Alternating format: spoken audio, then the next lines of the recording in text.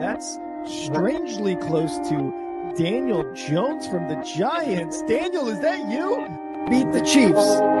Show me. If the Broncos and Russell Wilson can show me that they can beat the Chiefs, then I will start believing. The crowd up. And so are this defense, and Kansas City won't snap the ball again. The Denver Broncos have beaten the Kansas City Chiefs. Dave Montgomery on the Lions, former Bear, gonna make this his revenge game for sure. David Montgomery gets the touchdown that ices the game. No! And there's a flag. There's flags. There's flags. There's flags. There's flags. Snap. Hold. Kick. Denver wins! Denver wins! Let's go! They open. No! What happened? Oh shit.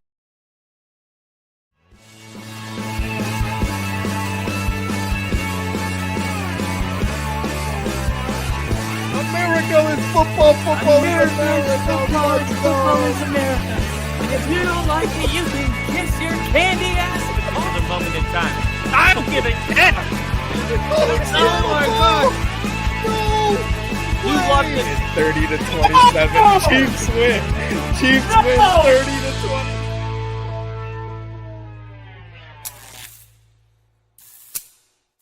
Woo! What is up, everybody? It has been a while. It's your boy Rick. NFL Draft 2026, and I made it just in time for the Bears pick. It is in. There has been some picks. There's been some picks. Fernando Mendoza, Indiana, University of Indiana quarterback, got picked number 1 overall by the Raiders, which was the obvious choice, and it has been the obvious choice for pretty much since he won the Heisman, and probably even before that. And we got Richard in the chat. Richard, what is up? Packers. Did the Packers? They did not have a first round pick. I'm sorry, they did not have a first round pick. Richard, how do you feel about that? I mean, you got Micah. That's something, right? He does. I'm not surprised, to be honest, of where the big names landed. Well, the only one I feel like is Jeremiah Love to the Cardinals. I think that's been the most controversial one, has been Jeremiah Love, because the Cardinals have holes across the board, defense, quarterback, wide receivers, probably their strongest point. It's just, that's so far, I think, has been the craziest one so far. Mar, what's up? What is up, Mar? Packers looking rough next year. So who do you hope they take? Like what position group, what anything are you hoping that the Packers take, Richard? Because I mean, you got Love, you've got your running backs, wide receiver, maybe defensive backs. What do you think? And we got Ginge. Fucking miss you guys. Let's go, man. Need everybody. Richard, Lily, let's go. Lil E. Where's Lily? Yeah, O-line and cornerback. Yep. Defensive back was one of the ones I was thinking too for the Packers. So here we go. Raiders, Fernando Mendoza, talked about that. We'll get the Bears pick here in a sec. The Jets take edge David Bailey from Texas Tech, per CBS Sports. And when I say CBS Sports, I mean Mike Renner. He's got it. Solid pass rusher, less athletic offensive tackles, fits at the next level. He's hot and cold defender, though, struggles to set the edge. So the Jets seemingly make another big mistake, but that's the Jets. I think that's just the Jets in general. Cardinals, Jeremiah Love. This may be one of those things where we talk about it now, where we say this was a bad move and they had a bunch of holes to fill. But we look at, oh my God, why can't I think of the Atlanta running back right now? Oh my God, Bijan Robinson. We looked at him and everybody's like, first round running back, whatever, and he's just been a monster. So maybe this is one of those things. Titans take Carnell Tate, wide receiver out of Ohio State. They're saying that he is exactly what the Titans don't have on their roster, a rangy outside receiver with elite hands, crisp route running chops. So he's going to be somebody who Cam Ward could get the ball to. Ginger's saying, still blocked on the main channel, dude. So I'm going to slide off and be here on Kyle's channel so I can comment. Oh, yeah, Ginger. Yeah, do what you need to do. I know we missed you guys too. Honestly, it's been a struggle for Kyle and I to kind of get on stream and everything, but we're hoping that this could kind of, get the momentum going for both of us. And we're going to keep trying to bring you guys some more content and live streams. Guarantee the top 7 or 8 picks will be generational talents. The rest of the picks will probably be decent players or could be iffy. Just depends. The Jets have a gem in David Bailey. All right. E-Dub likes the David Bailey pick. And here we go with the Bears. Number 25. I'm thinking they're going to go safety here with Thieneman. But honestly, at this point, I trust in Ben Johnson and I trust in polls, and I have in polls for a while. So we'll see who the Bears get here. Liam with the 25th pick. The Bears. Dylan Thieneman. I knew it. Safety from Oregon. We just got rid of Brisker. We got rid of Kevin Byard. This seems like the right move for the defense. And it gives oh my God.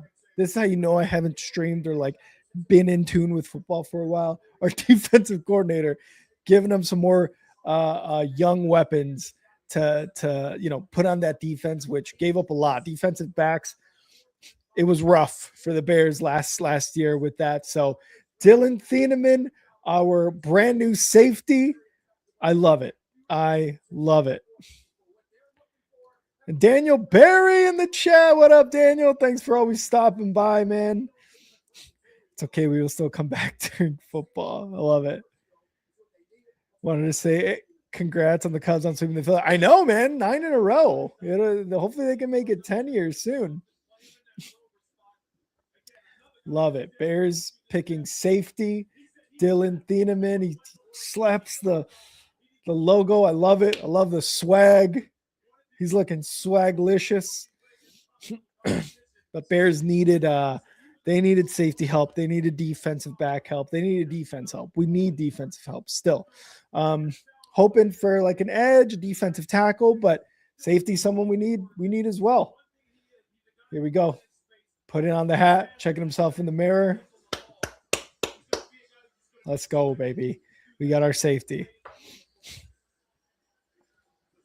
My Phillies. Yeah, Flyers are doing well.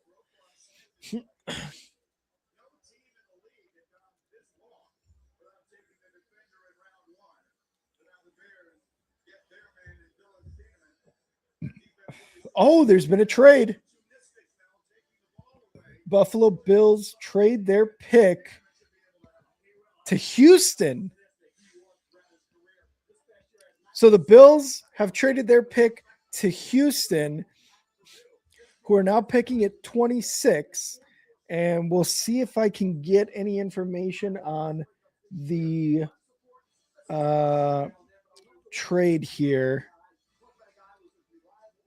See if I can get something here for you guys. Let me see on Twitter if we got anything.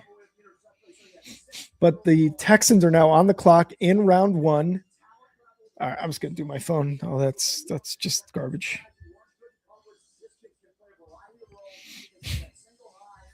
All right, let's see. Okay.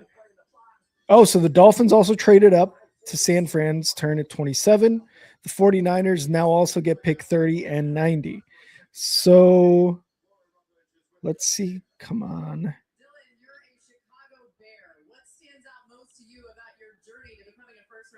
There's nothing there yet. So let's see.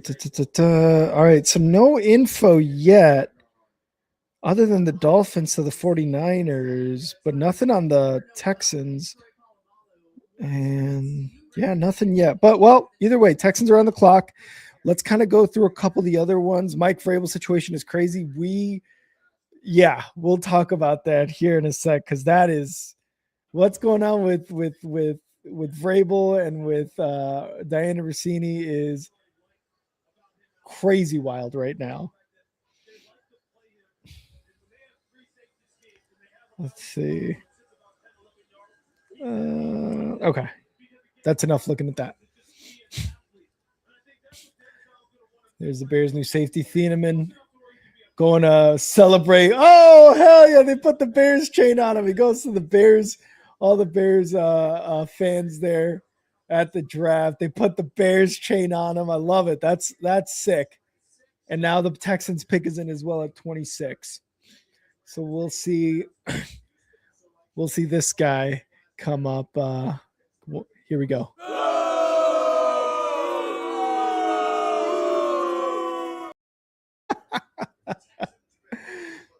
All right, let's see who the Texans pick here. Tackle. They got to go offensive line.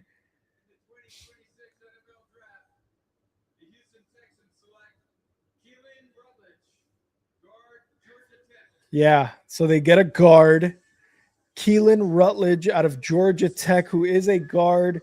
And, this is I think this is a very obvious move for the Texans. You still want CJ Stroud as your quarterback, obviously, and the offensive line has been a big problem. He hasn't been able to do anything back there in the pocket. There's been no pocket. There's been a lack of a pocket, and so you bring in a guard out of Georgia Tech to keep CJ Stroud on his feet. Good move. All right, so we talked about Titans. Carnell Tate, wide receiver out of Ohio State, gives Cam Ward another weapon on the outside. Number 5, Giants.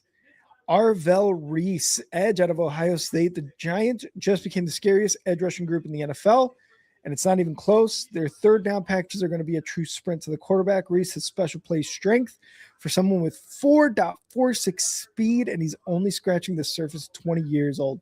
So, yeah, the Giants, they had just re-signed or had reconstructed the schedule for Dexter Lawrence. And I think, if I remember correctly from seeing some news earlier this week, that he's still looking for a trade, or at least, he's not happy with the contract he got, which, by the way, the Dolphins are on the clock right now, 6 minutes and 30 seconds left. So either way, Abdul Carter, he's already there. You have the other guy they got from the Panthers on that defensive line. So the Giants are doubling down on their defense, and they are bringing in another edge out of Ohio State. I mean, just like CBS said, their third down package is going to be insane. So grade there was an A+ by CBS Sports. I mean, you can get to the quarterback. If you can get to the quarterback, you can cause some disruption. Obviously, you want that. And the Giants have got some weapons on offense. They've got Jackson Dart. They've got Cam Scatabo. They've got wide receiver Neighbors, although he's been injured 2 years in a row. You kind of start to worry about injury-prone tag there on him. But they're doubling down on the defense. And, yeah, I mean, good move. The Chiefs did trade up to number 6 with, I forget who exactly, and they got cornerback Mansour Delane out of LSU. He was the safest pick at corner in this draft class. If he can do what he did in the SEC last season, he can produce in the NFL. It's more the desperation of having to give up a third rounder to do so that bumps this down. So they gave the Chiefs a B-. Again, I'm reading off CBS. They gave him a B- for this pick because you give up a third round pick. And I think they gave up their original pick plus a third and maybe another pick next year, although I'm not sure. The Commanders at number 7, bring in Sonny Styles, linebacker out of Ohio State. CBS gave them a grade of A, one of the least athletic front sevens in the NFL. Yeah. A season ago, completes their makeover, one of the most athletic linebackers in draft history.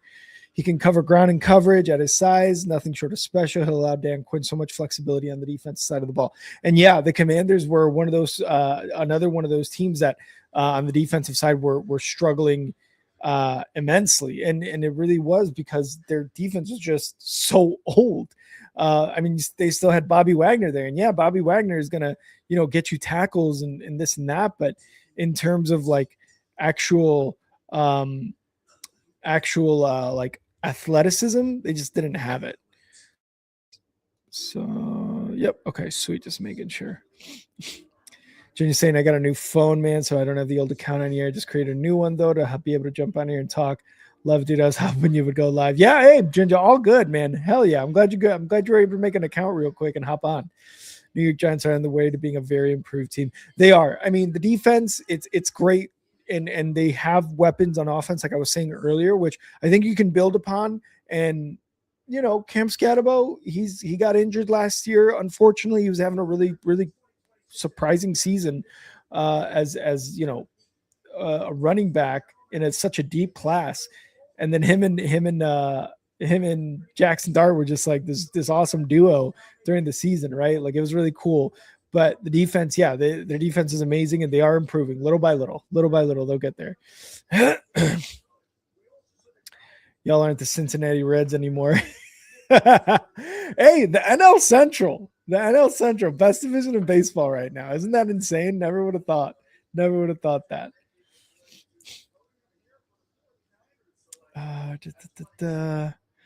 All right, Dolphins pick is in at number 27. Let's see who they get. Quarterback.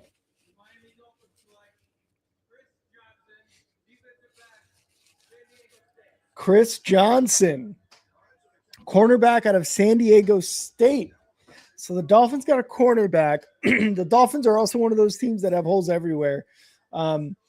Quarterback, Devon Achane is really the biggest star on their team, I guess I would say. So we'll see kind of how the rest of the draft goes for Miami. They get a defensive back. And now the pick is in for the Bills, so we'll be waiting on that for a second here. All right. The Saints. The Saints are one of the worst teams in the NFL. Go Packers. All love, man. Hope you're having a good day. Hell yeah, Packer fan 97.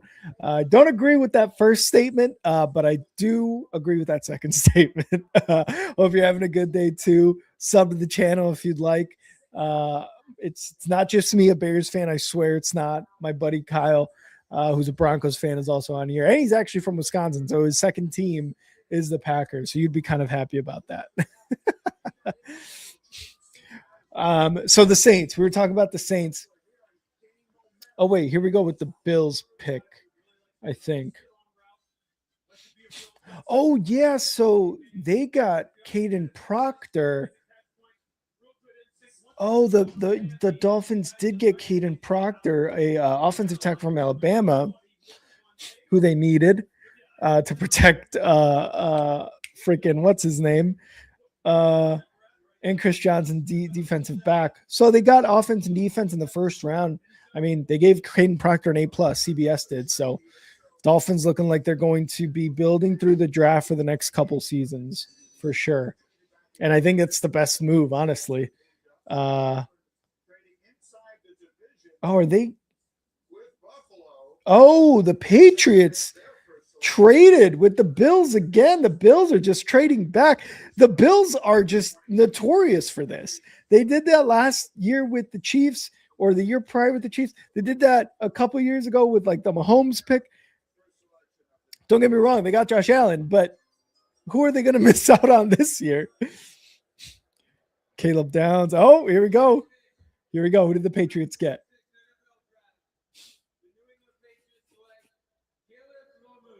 Caleb Lomu from Utah, offensive tackle for Mr. Drake May to have more protection. Didn't see this one coming, though. He just played in a tiny conference. The Saints will probably be better this year than they were last year. I think so, too, now that they have their quarterback and stuff. Shout out, Bill, man. Giants having a hell of a draft. Let's go. Rest in peace. For Bill, up there, you guys see it. For Bill. That's all. That's what we're doing this for. Lil E with a super chat. Any Steelers update? Let's see. Lil E, what's up? What's up? What's up? Steelers. Max Ahinakor, offensive tackle out of Arizona State. So they're building their offensive line. That is what they have so far, Lily. Thank you so much for that super chat, Lily. Appreciate it. So they get Lomu, offensive tackle, left tackle, to keep to help Drake May even more so. Oh wow, he's pulling. He's athletic. He looks like an athletic dude. Oh, and he plays just tackle in general. Nice, good for them. All right, so the back to the rest of the draft. The Saints, Jordan Tyson, wide receiver out of Arizona State. CBS gave him a B plus. He's got the best tape grade from me of all the receivers. The size, movement skills, and body control are that of a number one wide receiver. So he's going to be paired up with. Oh my God! Now I got to look up the Saints here. Yeah, their depth chart. Here we go. So Chris Olave, Jordan Tyson's now is there. Devon Vele. So yeah, Travis Etienne, Tyler Shuck. They're looking offensively not bad now with this Jordan Tyson move. Not bad, no problem. I got me a Bears hat for this year just in case Rodgers retires. I love it, Lil E. I love it. I love it. All right, I'm gonna go. I have to throw my Bears hat on real quick before they pick. Then, no, they already picked. James, they already picked. They already got Thieneman, the safety. Fucking throw my Patrick's or Sertan jersey on and wearing the Bears hat. Let's go. Let's go. I love it. All right, moving on to the Browns. Picking at number 9 after they had traded back with the Chiefs. That's what the pick was that they traded. So the Browns got Spencer Fano, offensive lineman out of Utah. CBS gave them an A+. He's the cleanest offensive lineman in the draft. He pairs high-end athleticism with technical prowess and strong hands. He's an elite zone blocker who has the size to play anywhere along the offensive line if needed. And of course, the Browns, they're going with Shador as quarterback. Unless what's his face, Deshaun Watson, actually, they actually decide to play him, this year. And so they're going to have to build through the draft that offensive line too. So they're building. But yeah, CBS gave them an A+ there for Spencer Fano on offensive line. Now the Giants, again, they got to pick at number 10 as well as at number 5. They traded back and they got Francis Mauigoa, offensive tackle out of Miami. That was an A-. So far the Giants, 2 really good picks, according to CBS. Lock in missing piece to their starting 5 with Mauigoa. He'll kick inside to right guard for now, where he'll be a butt kicker in the run game. His ability to move people off the line of scrimmage is special for a player who hasn't even turned 21 yet. So Jackson Dart is celebrating 100%. They double down on the defense and they double down on the offensive line as well. So now, like it said, Jackson Dart is going to be loving it. He's going to need some more time to get his the ball to some playmakers. Obviously, Neighbors, if he stays healthy. So to shore up that offensive line was very, very smart. Caleb Downs went to the Cowboys, safety from Ohio State. Cowboys get an A grade for that. The much maligned Cowboys secondary got a much needed infusion of both talent and leadership. Downs is a true do-it-all safety with no true holes in his game. So there we go. The Dolphins at 12 got Caden Proctor, and we talked about that earlier. Grade A+. He has the most prodigious power in his tackle class with special movement skills for a 350-plus pounder. His weight will be worth monitoring, but when he was at his trimmest, Proctor was dominant at the end of the season. So he can be at guard or at tackle. All right. Probably going to use him at tackle, though. Let's go Giants. Another good pick here. Yep. I still got to genuinely support my Eagles in line. Yeah, absolutely. Absolutely. I have to like the Bears and Packers. Damn, daddy. All right. Rams at 13. They pick up Ty Simpson, the quarterback out of Alabama. Simpson showed high-end ability last season before injuries started piling up. He understands how to attack tight windows and play with the anticipation necessary to translate to the NFL. I also think he gets underrated physically as he's got very light feet in the pocket and an NFL caliber arm. The Rams don't plan on picking this high until Matthew Stafford retires. And now they have their transition plan. There you go. So the Rams are kind of, looking at the future. And here we go with the Chiefs pick at 29.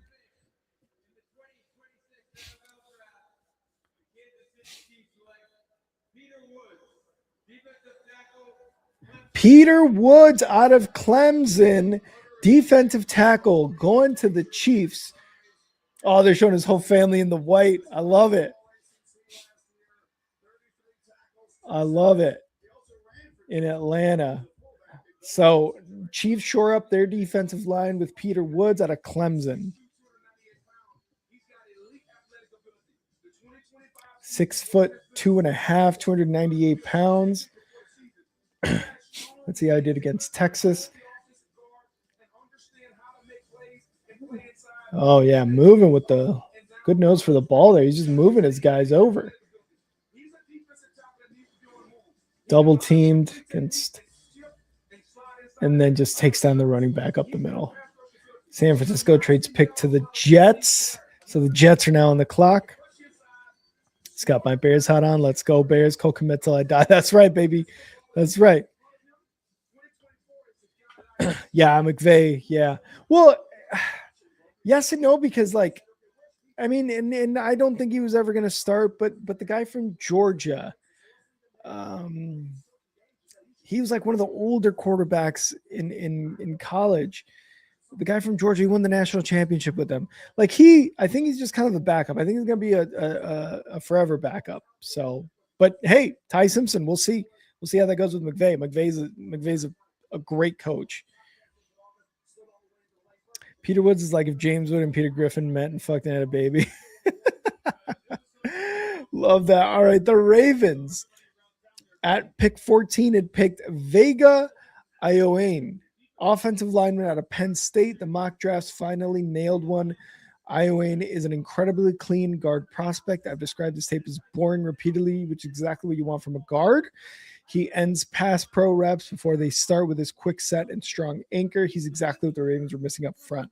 So the Ravens getting more offensive line help for Lamar Jackson. Stetson Bennett. Yes, Ginge. Thank you. Stetson Bennett. Yes, that's exactly what I was talking about.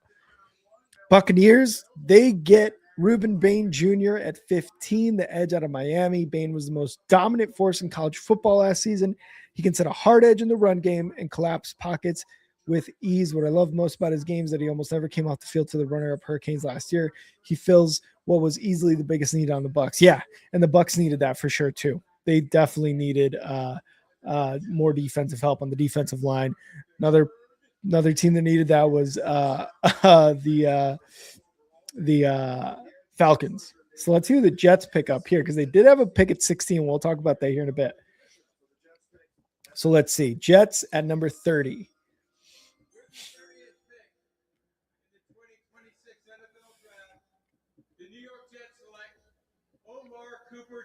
Omar Cooper Jr. going to the Jets. Wide receiver out of Indiana. Mendoza's favorite target, it seemed like. And he's going to the New York Jets to give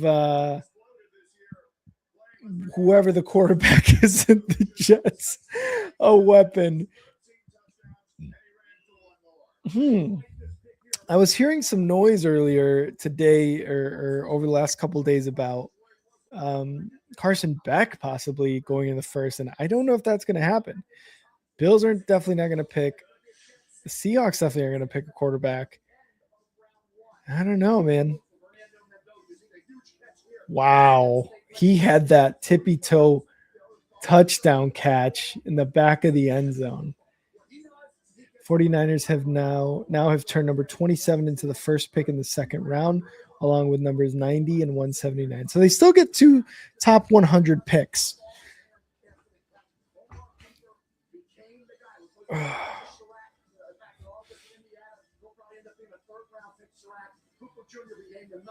So Cooper Jr., wide receiver, going to the Jets. And then at number 16, prior to number 30, the Jets had picked up Kenyon Sadiq, who was a tight end out of Oregon. The Jets had one of the most explosive tight ends in NFL history to a budding offense. I'm guessing we'll see a lot of 12 personnel in New York this season after they took Mason Taylor in the second round last year. That's Sadiq's ideal role, though, as a movable tight end who can block in space and run past linebackers. He's still raw as a route runner, but athletes like him don't come around every year. So they got the best tight end, it seems like, in the draft.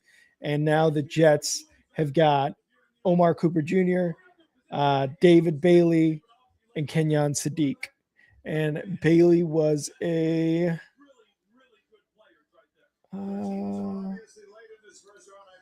wait, who is David Bailey? Round 1, pick 2. Oh, yeah, we did talk about that. The edge. That's who it was. Yeah. All right. At number 17, the Lions take an offensive tackle. They needed that offensive lineman. Blake Miller from Clemson.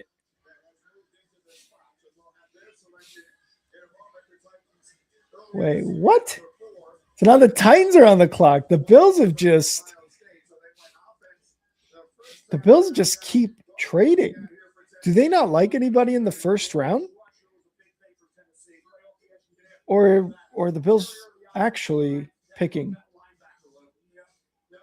I don't know. No, it's the Titans who are picking. Yeah, I guess the Bills traded number 31 of the Titans. And now the Bills are just racking up second round, third round, day 2, day 3 picks. Okay. Who was the number 1 pick in the draft? That was Mendoza, Fernando Mendoza out of Indiana to the to the Raiders. So there goes his career, I guess. Where's Burger or Bert? Burton Burger. That's who we need on the stream right now. Talk about Fernando Mendoza. So the pick is in for the Titans. We'll get back to the Lions, but the Lions pick up Blake Miller, offensive tackle out of Clemson.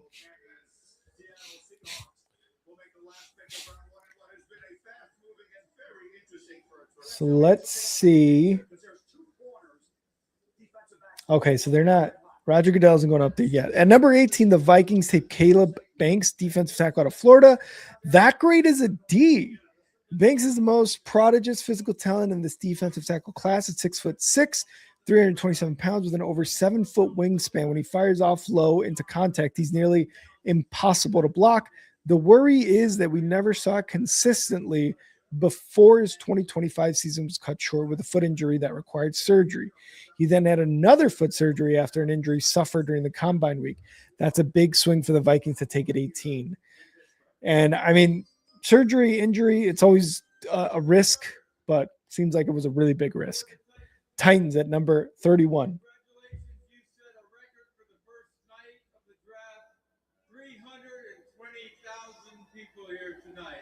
Wow, 320,000 people at the draft. That's a record.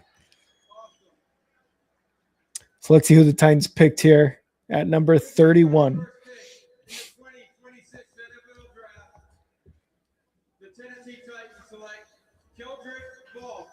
Keldrick Falk, edge out of Auburn. So the Titans take Keldrick Falk, edge out of Auburn to help that defense at pick number 31. 6'6", 270. Wow, 3 years at Auburn. Emotional day there with his family. Nice. All right, and number 19, going back to the previous picks, Panthers, Monroe Freeling, offensive tackle at Georgia. Freeling is a wild card in this offensive tackle class. That's because he really only started looking like a first-round tackle for the final few games of the 25 season. He's got prototypical left tackle size and athleticism, though, to develop, and he goes to a spot where they don't need him to start right away after the Rasheed Walker signing. B+, CBS gave him a B+, and, with the Panthers kind of starting to clearly improve, especially with Bryce Young improving at quarterback, seems like the benching with and starting Andy Dalton obviously like did something for Bryce Young. You've got this left tackle who doesn't necessarily have to start right away. You can develop him into the future. So good pick, B plus. Moving on to 20 Eagles, Mekhi Lemon, wide receiver out of USC, with AJ Brown's impending departure. The Eagles get an NFL-rated receiver who plays with a similar physicality. Even if he doesn't have Brown's size, Lemons has very few weaknesses outside of his size and should be able to step into a slot role and be productive from day one. So it looks like Eagles got a really good wide receiver out of USC at number 20. And, Howie over there, the GM in Philly, I feel like he doesn't miss. You know what I mean? Like, at least history-wise. History tells you this guy doesn't miss.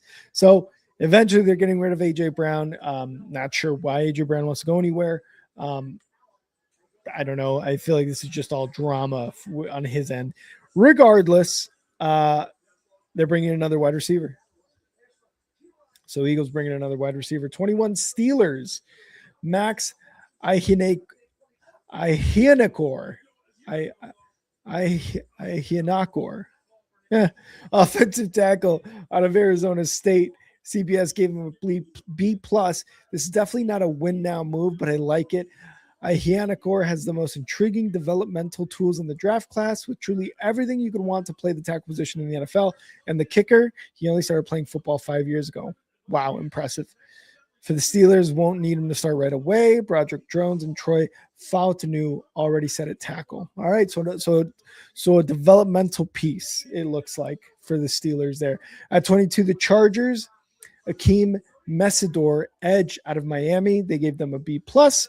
Mesidor's tape this past fall was top 10 pick worthy. He was truly dominant versus both run and pass. The problem is he doesn't have quite top 10 tools, and 25 years old is one of the oldest position players after being drafted in the first round, but the Chargers needed help ASAP, it seems like. So we'll see how that goes for the Chargers, who, yeah, I think the defense definitely needed work. I mean, you've got some players there for sure on the Chargers, but it seems like it wasn't as great last year as it has been. They're still getting production out of a lot of their defensive players, but trying to get younger, it seems like. So built through the draft. Cowboys take Malachi Lawrence at number 23, edge out of University of Central Florida. CBS gave him a C. Lawrence has the highest end tools in this edge class of the players who went top 5. His explosiveness is all over his tape. He's undoubtedly a project, though, who flashed more on reps than he did for long stretches of time. What worries me about this pick was his lack of awareness in the run game, which was already an issue for the Cowboys edges last year. Okay, so did the Cowboys get better? I mean, with a C, this could be some Cowboys hate, which I'm all here for. Who cares, right? Like that's fine with me. That's fun. But looks like the Cowboys got a developmental guy, or a project, is CBS is saying, Reynolds. So we'll see how he does, but they needed an edge after getting rid of Micah Parsons. I wonder if this was more of a pressure pick by the Dolphins and Jerry Jones because of the Micah Parsons departure trade, or if this was more like, this guy seems like he can be developed into a star and possibly even replace Micah Parsons at the edge. And so the Seahawks pick is in, and real quick, let's go to the Browns at 24. KC Concepcion, wide receivers out of Texas A&M. Concepcion was the best separator in the entire draft class. He can win with speed, wiggle, and physicality at times. He can play on both outside or slot for the Browns, and has even taken 68 handoffs in his career. The only issue is a 9.3% career drop rate. If his hands improve, the Browns got a steal. Seahawks pick is in.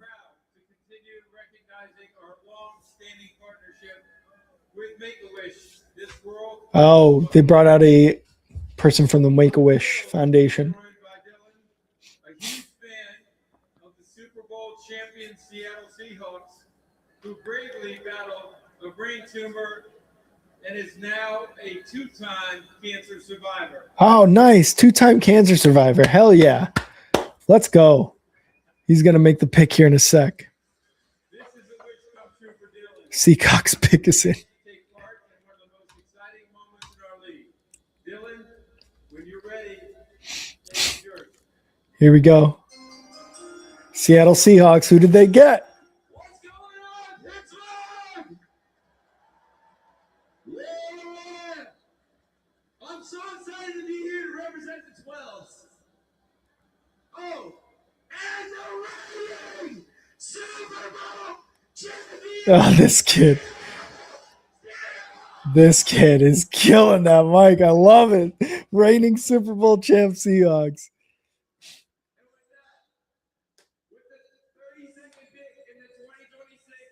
Let's see what the Seahawks pick. 32nd. Jadarius Rice. Jadarian Price, I should say. Running back out of Notre Dame. Oh, okay. Okay. So Jadarian Price was the second best running back behind the starter for the same school, Jeremiah Love. About 5'11", 203 pounds.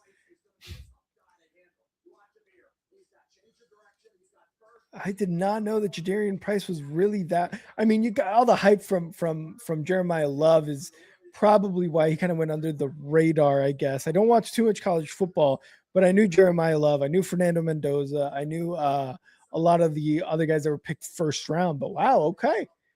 I mean, they got rid of Kenneth Walker, or he walked. This after winning the Super Bowl, winning Super Bowl MVP. So Seahawks did have to get a running back at number 32. That is who Seahawks get. So they get a running back at 32. That's how Ibuka and Tate were because they were behind Jeremiah Smith. But that didn't mean they were in studs. Oh, okay. Yeah, good point. I feel like wide receivers a little different though. I don't know. I think running backs, it is more difficult to say that backup is going to be like your Ibukas and your Tates, right? But I totally get where you're coming from. All right, the Bears pick Dylan Thieneman, the safety out of Oregon. CBS gave them a B grade for this. Thieneman is exactly the kind of player the Bears were looking for this offseason, a deep safety with range. Thieneman had 8 picks and 11 pass breakups in his college career to go along with a 4.35 speed. He'll be a day one starter in Chicago, and that is exactly who they're going to put next to Kobe Bryant, who they signed in free agency from defending Super Bowl champ Seahawks. So those are going to be the starting safety for the Bears. Again, the Bears need a lot of help on defense. And I think, starting with the defensive back, the safety is really good because yes, Kevin Byard and oh my God, Brisker this past season were like a really nice duo. You had the vet, and yes, Brisker was also a vet, but he was still somewhat young because of his injury history, concussions a couple years in a row, cut his season short. So we'll see how, Thieneman and now Bryant kind of pair together there for the defense for Dennis Allen. And let me just refresh this to go with the remaining picks here. At 26, the Texans, after trading back with the Bills, they picked up Kalen Rutledge, the offensive lineman out of Georgia Tech. Hard-nosed guard, you'll never have to worry about playing through the whistle. The Texans get a building block piece to protect C.J. Stroud, which is what kind of I was saying as the pick was going through. C.J. Stroud needs an offensive line, and Kyle and I have been talking about that for damn near the last 2 seasons, if not more, ever since C.J. Stroud came into the league probably, but good move by them. The Dolphins at 27, Chris Johnson, cornerback out of San Diego State. We did talk a little bit about that. The Patriots bring on Caleb Lemieux, the offensive tackle. So yeah, there's that's protection for Drake May. Chiefs bring in Peter Woods, defensive tackle. With Chris Jones turning 32 this offseason, the Chiefs nab his successor in Peter Woods. He's got to learn. He gets to learn from the best in the business. Jets pick up Omar Cooper Jr., the wide receiver out of Indiana. What a special receiving core the Jets are building. Cooper has the exact skill set they were missing in a unit. Rugged receiver who can consistently make tough catches over the middle of the field. And then the Titans, Kendrick Falk, the edge. And, of course, the Seahawks bring in that running back from Notre Dame, the backup, I should say, to Jeremiah Love. Give me 1 sec, guys. Kyle, you're live on Only Football. Are you live right now? Yeah, and so are you right now. Holy shit! I was just about to say how long have you been on live? Let's see, 46 minutes and 18 seconds. Okay, I'm gonna hop on in like 15 minutes. I'm I had to head into work, but I'm gonna call in from the office and just give some of my thoughts on the first round. I think you guys got a dog, by the way. Oh, Thieneman. Yeah, I know, dude. I know. He looks like a monster. Yeah, and he went to Purdue. Yeah, Purdue, and then we drafted him out of Oregon too. Yeah. Yeah. He's he's wicked smart, which allows him to play super aggressive because he's confident in where his assignments are. But I'm gonna hop on from the office in like 15. Hell yeah, brother. Well, E-Dub and Ginge say what's up, so they'll be patiently awaiting your presence on the stream. Hell yeah. All right, I'll see you guys in a minute. All right, brother. See ya. Okay. There you go. Kyle's going to be on here in a bit. So, first round in the books. Round 2 tomorrow in about 19 hours. I just saw the countdown here in a sec. So, day 2, let's see what the rest of the what the second round is going to look like. NFL draft. I'm trying to see what the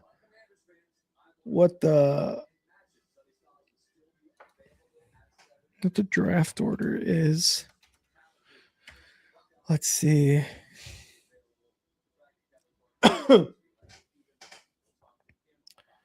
All right. So round 2 is going to start off with the 49ers, Cardinals, Bills, Raiders, Giants, Texans, Browns. Yep. 57. All right.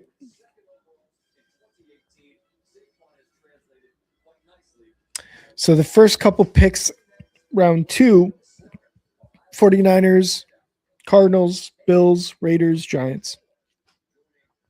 Man, the Texans get to pick again, too. Nice.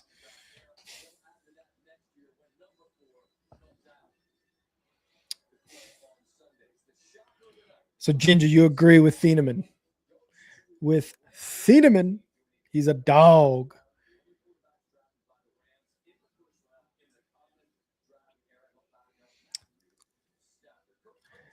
Benjamin Cavett, thoughts on Akeem Messidor? I'm going to be honest, Benjamin, I don't watch a lot of college football. I base a lot of my thoughts on draft picks just kind of like on what I read and see. I really do not have too much on Akeem Messidor, but my boy Kyle, the other host of this show, is going to be on in a few minutes. Maybe he's got some insight on Akeem Messidor. We can go into that a little bit. And he was out of Miami, and he was taken by the Chargers. So let's see.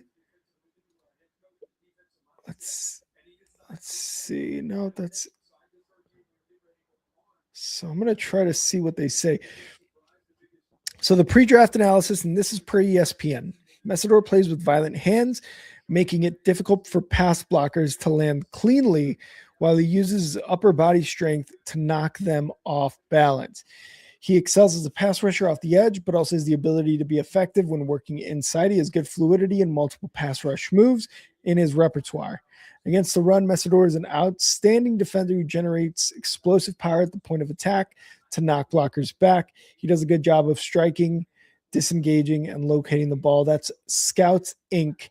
Matt Miller from ESPN, his pro comp is D Ford, who I'm really not even sure who D Ford really is. But hopefully that helped, Ben. Hopefully that helped. Tyler, Brother T, my favorite podcast about other homosexual men, is back. What's everyone wearing right now? The best homosexual men in the world live, but only football. Oh, this is good. This is good. Ginge, Kai, you hit the nail on the head right there, buddy. He plays like Khalil Mack. Well, if he does, Ben, if Messidor does, I mean, then you've got a guy who plays like Khalil Mack, who's going to play with Khalil Mack. And Khalil Mack is kind of held up, I would say, and I have been saying this ever since he went to the Chargers. He's kind of held up for his age, man. He's had really solid seasons. I mean, a couple seasons ago, he had a great year.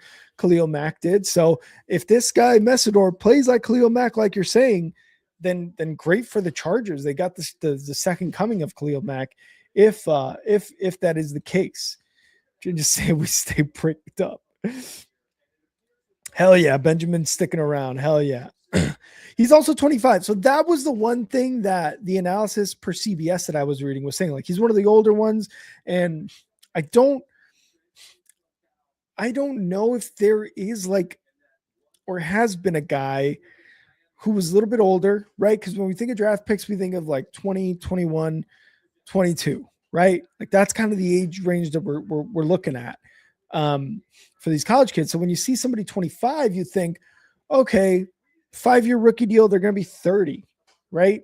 And I'm not saying 30 is a drop off by any means, because there's been clearly players all across the field who have shown you that 30 is not a drop off whatsoever. It's just, you kind of got to deal with that as you progress through the season. And really at 30, maybe even really 29, when you decide to get where the team decides to go with that 5th-year option or not, you got to show 26, 27, 28, whether you're going to continue to be a presence on that team, even though you're a little bit older. But again, it doesn't necessarily mean that 25 is old, but in relation to everybody else getting picked, it is a little bit older.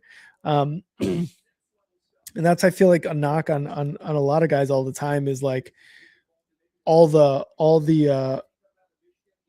age, right? Like I feel like when there's that quarterback draft with the Bears, the Broncos, the Commanders, the Patriots, like everybody was going in on Bo Nix for being a little bit older and playing in college for whatever.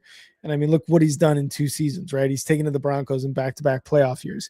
It's unfortunate what happened to him in the divisional round. But back-to-back years being the oldest quarterback in that draft. And, I say that in quotes because he was 23 or something like that, 24, whatever the case may be.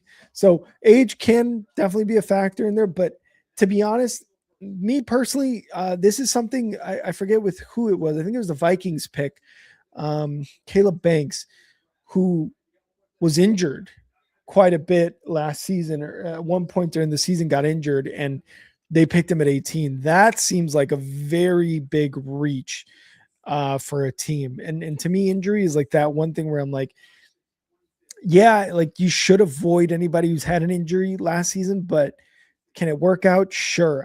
To me, that is the bigger red flag than age. Dolphins had the worst picks by far. Really? You think so? So let's go to the top here. So Dolphins, Caden Proctor, the offensive tackle. I think you should always, offensive line, I feel like you should. Chris Johnson, the cornerback. I guess I could see why. But do you have it? Like, is there any reason as to why you think that? Just like, do you think they should have picked somebody else? Like, what do you think? Stone Cold Steve Austin. Bears and Giants killed it. I think not even just saying that because of you and Bill. I think you two may have been the biggest winners of the draft besides the top couple picks. I mean, I'm always going to talk great about Bears draft picks, even if they don't work out. Velus Jones. But yeah, for the Bears and personally, like, I trust Ben Johnson, Dennis Allen, and Ryan Poles. I am totally on board with what they're doing now. After all all the production they got out of their last year's talent draft class, Monungai, Luther Burden, Ozzie Tropillo, oh my God, Colston Loveland, when everybody was giving him shit for not bringing in Tyler Warren instead of him. And then Colston Loveland just went off, right? Like, it took him a few games, took him, about 4, 5, 6 games, half the season possibly, to really get up there. But man, he showed that he's a monster now. So I'm trusting the guys, my head coach, and the guys in the front office there for sure. Let's see. So yeah, that is round 1. Bills did not get a pick in round 1. They kept trading back. I don't know exactly how many times they traded back, but they traded back like 3 times, I think, minimum. They're expecting that kid to go like number 16, man. You guys had like 20th, 30th. Yeah, we did 25th. Thieneman, yeah, I heard Thieneman was supposed to go early too. Ty Simpson of the Rams. That's maybe I was just like Fernando Mendoza was that obvious pick, but I did not realize that Ty Simpson was going to be that guy in the first round. He was going to be that other quarterback, that they picked in the first round. So I'm a little surprised, but Stafford isn't getting any younger. He's still a really good quarterback, even at his age. I mean, he went all the way to the NFC Championship last year, and he's been in the playoffs consistently for damn near forever. Well, since the Rams, of course. But yeah, I didn't realize Ty Simpson was going to be a first rounder.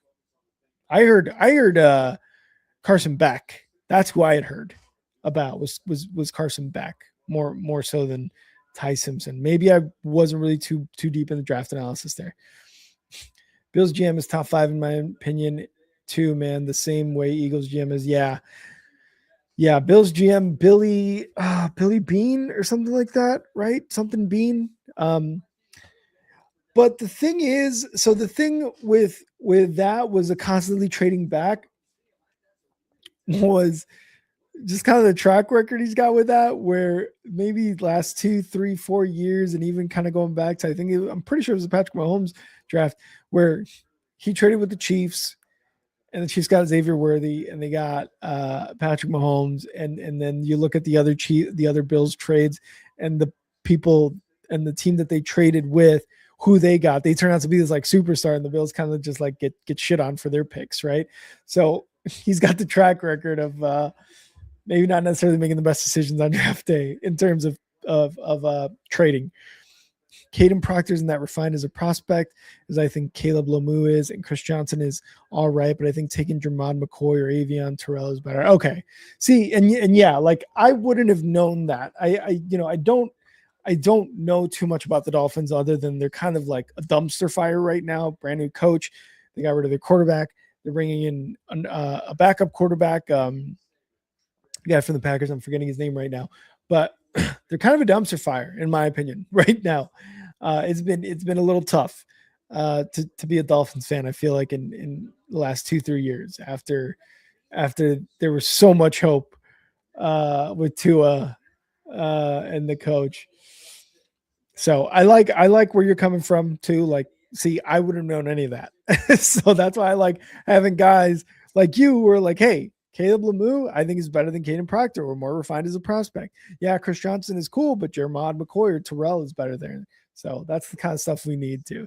There were like 6 or 7 trades. All right, Matthew, thanks for chiming in. But yeah, so there was a lot there, right? Like I'm not exaggerating with the Bills. It was like 4 or 5 it was quite a bit of trading back. So we'll see. Obviously, we got to wait a couple of years to see how those draft picks that they traded back from turn out. But so far, not the best record. It's just a matter of the Buffalo Bills getting over the hump. Totally agree. You were right when you talked to Stenson Bennett, even though they took Bennett in a later round. Yeah, in the first, there's no way Sean McVay would have taken him in the first, but that was a good comparison. Yeah, no, and I think it was more like, let's see what Stenson Bennett's got. It never hurts to take a fourth, fifth rounder on a quarterback, especially if like we've got Stafford. We're good. We've already won a Super Bowl. Like we're fine. So yeah, I don't I think the Ty Simpson one, like you said, like McVay, if that's his guy, similar to like, all these other coaches who are like, yeah, that's my guy. That's who I'm going with, the quarterback. If that's who he wanted, Ty Simpson, to kind of be the successor, why not? Hell yeah. I think Rams fans are very comfortable with Sean McVay's picks as well. They're in the AFC Championship almost every year. True. And a lot of that is Josh Allen.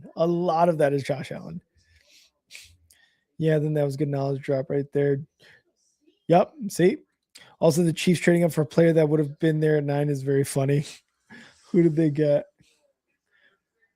Mansour Delane, cornerback. Really? You think so?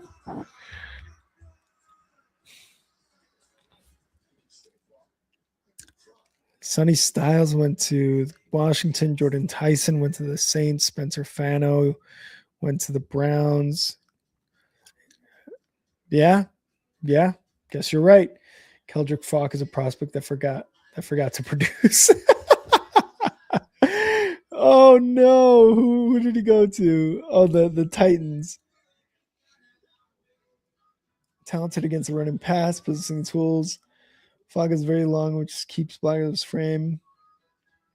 Occasionally, he will miss run fits. He consistently plays with a high motor. Is that kind of what you're talking about, Ben? Like his inability to play the rush, I guess, is how at least ESPN and CBS put it. Andrew Luck still pisses me off, dude. He quit on us. I wish he would have quit before the draft. So we could have drafted Josh Allen possibly instead. Yeah. No, I feel you. And ladies and gentlemen, boys and gals, mostly boys, 'cause let's be honest, it's a bunch of dudes in here. It's a big sausage party. The one, the only, the biggest penis in the world, the number one Broncos fan, which is a legitimate title. And I don't want to hear anybody else say anything about that. It is the most legit title of all time. Ladies and gentlemen, your king, your man of the year, your Broncos fan of a lifetime.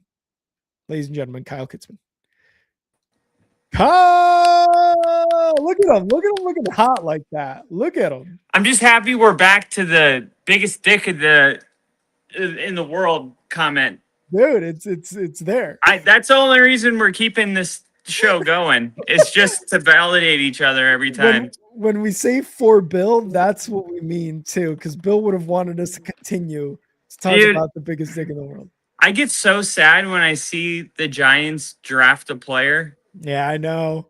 Because I'm like, dude, Bill would have wanted to know, what his team's doing. Dude, Bill would have loved Jackson Dart. He would have loved Scatabo. He would have loved everything going on there. He would have been real happy about where the Giants are. And honestly, like, I know we don't do our predictions until like usually July, but once one of us will throw something out early, I'm going to throw this out. You can lock the New York Giants for a playoff spot next year. Oh, there he goes. Kyle's on draft day after round 1. If you're a Giants fan, you should be pumped. I mean, look, the thing with Jackson Dart is there's still going to be people that are going to say, like, there's valid injury concerns because of the way that he plays. But if you look at when he took over, the Giants, they decided to roll with Russ, and they were like 0-4, 0-3. Yeah. Outside of that one game against the Eagles, But he had week like 3, 500 yards that one yeah, game. or he threw for like 500 yards, which was Yeah. like more than he had in his previous 3 seasons combined. And then eventually, like, they're like, okay, maybe there's something there. And then the next week he like got shut out, and they're like, all right, we're making a switch to Dart. And then Dart comes in and he beats the Chargers. Mhm. He beats the Eagles Yeah. on Thursday night. There was another team. There was another team that he beat that was really good, Mhm. and then they went and played Denver, and Denver was coming back from London, so it was kind of like, yeah, you know, when you come back from an international game without a bye week, Rough. you can beat a team, and they were up on us like 27-3, and Yeah. then of course they scored 33 points in the fourth quarter and won the game, and they were honoring Demarius Thomas in that game, and it was like that was kind of that moment, and I knew when I was watching it that that was one of those moments that the year before we did it to Atlanta, like week 11, we beat the Falcons like 40-3, and it was like you could tell that they were a contender until that game. That Yeah. was the moment for the Giants where it was all downhill from there. The next week they played the Eagles again, and then Scatabo broke his leg, and then it just kind of just you know, Mhm. it progressively got worse until Brian Dable got fired. But Yeah. if you just take that, you know, that one quarter, that 4-game stretch where Scatabo was healthy, Dart was healthy, the offense had like a lot of promise, and now you bring in John Harbaugh. I mean, Yeah. you bring in a legitimate coach, and I don't. Mhm. Wait, what do you think about John Harbaugh getting let go from the Ravens? I think it's like Didn't make any sense to me. Mike. Yeah, it didn't make sense to my coworker I either. love it. I mean, I don't. I don't think he's the problem. I don't either. I don't think he was the problem. No. And No. it's I get it, like sometimes people just want something better, but how often is something better than John Harbaugh available?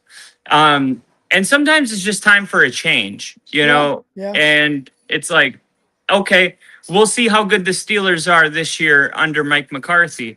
Now, Yinzer. if the Steelers come out and win like 12 games, what would you think? Like that would hurt Mike Tomlin's legacy a little bit, wouldn't it? 100%. Well, if the Steelers win a playoff game, it hurts Mike Tomlin's legacy, I feel like. It's just, Oh my God. it was consistently like, hey, we got a wild card spot. Okay, we're just going to play terrible offense for 4 quarters and score 9 points and be like, hey, but at least we made the playoffs. That's what Right. it was for like 7-8 years. Dude, and there were so many fans posting like pictures of Lamar, like now that John Harbaugh, and then like Lamar posted a Bible verse and they're like taking it out of context, saying like Lamar's finally about to break free. And I'm like, dude, Lamar was the reason the Ravens were bad this year. And you're making it seem like it was the head coach, and now Lamar's free from the chains that were holding him back. It's like, dude, Lamar was the chains holding Lamar back. Like, Ben goes, you must lose 8 games to win 9. But there was a question about a player. Yes, it was actually from Ben, and it was about let me bring it up. Oh my God, sorry. It was the Thoughts guy on out of Miami. Akeem Messidor. That guy is I love this guy because he was actually from Ontario, Canada, where he played high school football. He wasn't getting noticed by anybody, so his family moved to Florida. It was like Florida Coastal High School his senior year.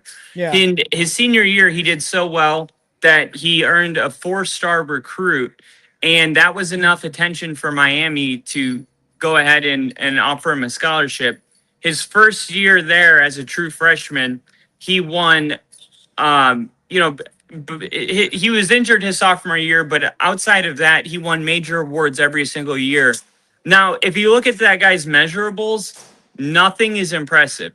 His arm length, his height, Yeah. his speed, agility, whatever you look at, it's not impressive. and yet this guy just has that it factor. He's one of the most feared pass rushers in the nation, and he reminds me of like I don't know. He's more physical than Elvis Dumervil, but you know how Elvis Dumervil on paper like did not have the body prototype that you wanted out of your. He had long arms, but he wasn't very tall. Wasn't like extremely powerful. Um, Okay. but this and I think I wrote it. Let me know. Can you still hear me right Yeah, now? we can still hear you. We just can't see you, but we can hear you. Okay, okay. As long as you can still hear me, because I had let me just find where it's at really quick. Kyle is faded to black. Because I wrote a little something. Is it black right now? Kyle is faded to black. Doom, doom, doom, doom. Where's that Rolling Stones song at? Can you hear me though? Oh, we can hear you. Yep. Okay, okay. I just wanted to make sure. Okay. So it sucks that this guy went to the Chargers. But Dude, in you don't even gotta worry 2020, about him. You gotta worry about Fernando Mendoza on the Raiders. But continue. I'm not worried about the Raiders anything I'm calling because it now. Fernando Raiders Mendoza. winning the AFC West. Dude, I feel bad for him too because he reminds me of like the kid that like grew up in church that is like about to go get corrupted by a bunch of like guys watching porn. Like it's He's like like that good Mormon kid or something. It's yeah, like, dude, yeah. you want to watch Two And Girls, One Cup? And they're like, what? yeah, and he's like, "What's that?" And everyone just starts laughing. Yeah. And he's like, "I'm serious." You ever watch an Eiffel Tower happen?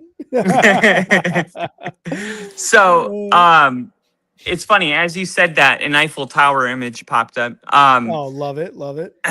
Okay, so a true freshman in 2020, he earned ESPN's True Freshman All-American first team honors. He was named second team All Big 12 by conference coaches.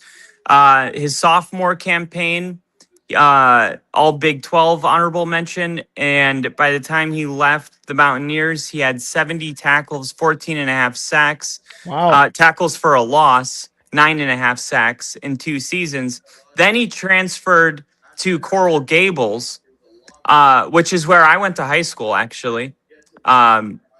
Which is kind of cool. I went to Coral Springs High School, which is like in Coral Gables, where he joined Mario Cristobal's Miami's program in 2022. And this guy just hopped around. I mean, think about like having a kid. He's doing really good in football, not getting recognition. So you move. You're like, you know what we're gonna do? We're gonna move from Ontario to Clearwater Academy International so that you can get noticed by somebody. Yeah. It reminds me of Tim Tebow because the high school in Jacksonville that Tim Tebow went to, Nice. So his parents were homeschooling Tebow. So they went out of their way to Makes a lot of pick the high sense. school that gave Tebow the best chance to get seen and noticed by college. Wow. So it was very intentional, and this was one of those things where it was like, where are we gonna go to get recognition? Florida, of course. That's where all the best college football players come from, and that is just awesome that he was able to, every year in college get better, bounce around, get more recognized every single year. And then by 2022, he established himself as one of the most disruptive pass rushers in the nation. And going from looking for, just somebody to notice me to everyone knows who I am and they're afraid of me is just really cool to do that in 3 years. But he had a foot injury in 2023 So he only played in 3 games. But he bounced back in 2024 with another solid season. And then his final year in 2025 was his best so far. And if you know anything about me, I'm always saying, if you got 2 prospects that are 95 overalls, I want the one that improved the most from their junior to their senior year or whatever their last year was, because that shows that they're still on a trajectory up. They haven't like plateaued, by any means. It's harder to draft a guy that had a good junior season and then he, missed his whole senior season, Senior year, yeah. which happened in this year's draft, actually. Caleb Banks, the Yep. defensive end out of Florida, He went to the Vikings. Yep. yeah, transfer from Louisville. He only played in 3 games last season. But the Senior Bowl, he showed out. And that was a massive reason why he got drafted where he was, because he has Chris Jones upside. I mean, this is a massive guy, but he has the risk that comes with his foot injury, because big guys and foot injuries, they don't. It's rough. They don't normally heal. And that's why he fell to 18. But if it pays off, I mean, it's the gamble of the decade if it pays off. And so it's funny. It's actually funny that you bring both of these guys up, because this is one of the things that I was saying earlier was because Ben had brought up Messidor's age, 25, which makes him old, in quotes, obviously in reference to everybody else. But he got picked 22nd while Banks got picked 18th. What I was saying was I would rather have a person who is old in comparison of all the other draftees than a guy who had recent injury, during college season and missed most of his, final year in college. So I know, because there's always like that bad connotation, or that, like, I don't know, that sort of like, ooh, feeling when you pick a guy who's like older than 23 in the draft. And we kind of went over this when Bo Nix was selected in the first round, when he was the old guy of all the quarterbacks. And then what happens is he takes the Broncos to 2 playoff appearances in a row, right? All the way to the AFC Championship last year. So for me, I was like, I don't necessarily care much about the age, because yeah, sure, at the end of his rookie contract, he'll be 30, right? But I would rather take a guy who's 25, and kind of what you're saying now too is like he's improved, versus a guy who has injury history, and the most recent injury history being his senior year. Yeah. And honestly, like, as if every single draft pick that you get in the first round really is on your team for 15 years. I feel like that's not the case usually. So it's like, we drafted a guy at 25. What if he's only great for, 7 years? It's like, well, what's the average? Yeah, exactly. Like if he's good till 32, 33, then I mean, honestly, like, not bad. Yeah. Do you think the Cowboys regret drafting Micah Parsons? And how many years did they get out of him? Yeah, exactly. It's like, well, they traded him, and they're like, okay, we're good in it. They thought they were good enough, and yet Micah Parsons is still going to be good for the next few years.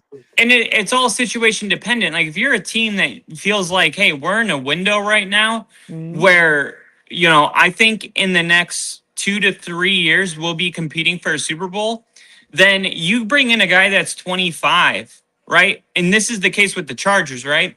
You bring in a guy that's 25 years old, and you have 5 years or 4 years, 5 with the, tag to win a Super Bowl, and you get that Super Bowl on paper. That's the plan. And then you if he's 30 years old and he's one of the best in the league, he's going to get another massive deal. Yeah. Or if you don't want to, then you let him go to free agency, and you just say, hey, this guy was a major reason why we were able to win a Super Bowl. I mean, that's what this is all about anyway. The age thing is a little bit irrelevant to me. And I wouldn't even say a little bit. I'm going to go as far as to say completely. I think it's a manufactured thing that humans do. It doesn't make sense to me, because no matter what angle you look at it, it just doesn't make any sense to me. Like, if you're getting a guy for 5 years,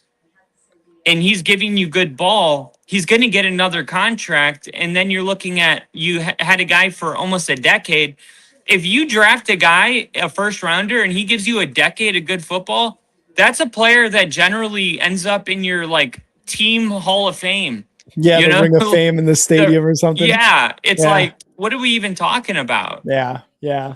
And that's kind of like, I will say there hasn't, at least to my knowledge, and maybe you remember, players and things a lot better than I do, but can you think of a person who was like 25 plus in the draft who got drafted and turned out to be like, I'm not trying to go against your argument, because again, I'm saying this myself, age to me doesn't really matter as much as like injury history does in a college player or in a player that's in the draft. But I can't necessarily think of a player who was like 25 when they got drafted and then became like a star, right? Like I can think of a few that just completely shit the bed. One of them being that quarterback out of Texas Tech that the Raiders drafted, or the Browns drafted. The guy, what's his name? Velus Jones Jr. that the Bears drafted, who turned out to be just a terrible pick. Like these are a couple guys that were 25, 24 plus that just did not do anything in the league. But I don't know if maybe you could think of one or not.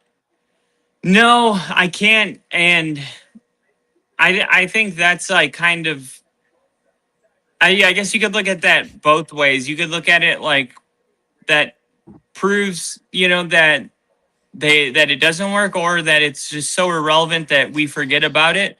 Also that, or honestly, it may even be more so that it's like, how many times has a 25 plus year old player been in the draft? Probably the 3-4 times that I've mentioned it. You know what I Right. mean? So it may be just that at the end of the day, where college players coming out are 20, 21, 22. And you get your 25-year-old every once in a while, but not as often as we would like to think. But that's kind of where I was just going with that, where I'm like, I don't understand why a Caleb Banks went in earlier than your Messidor, because of, was it the age thing? Is it more the upside, but you still have the injury risk there? So that was kind of where I was going with that. Yeah, and a lot of it too is the like the COVID. I saw that already.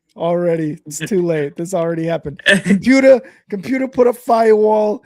Computer. I love it.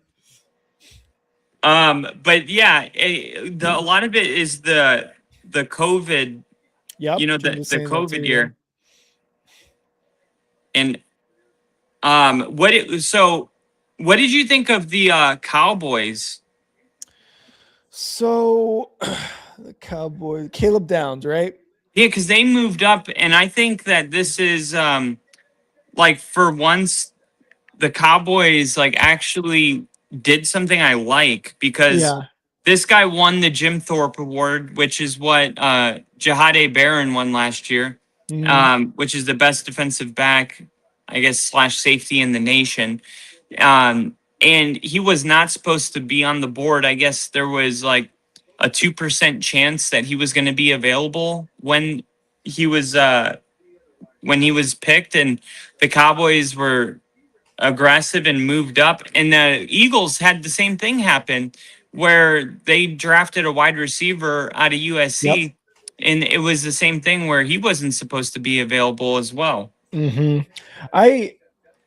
I like that the Cowboys are going on defense there. I mean, I feel like that was just the thing with the Cowboys, is like, if you could just get in a shootout with them, you had a chance to beat them last year. And I feel like that's kind of been the thing with the Cowboys the last couple of years. Like even 2 years ago when you had what's his face, that cornerback that they released last year, who got all these picks, right? Trayvon Diggs, was it Trayvon Diggs? Yeah. No, it wasn't him. It was the other guy.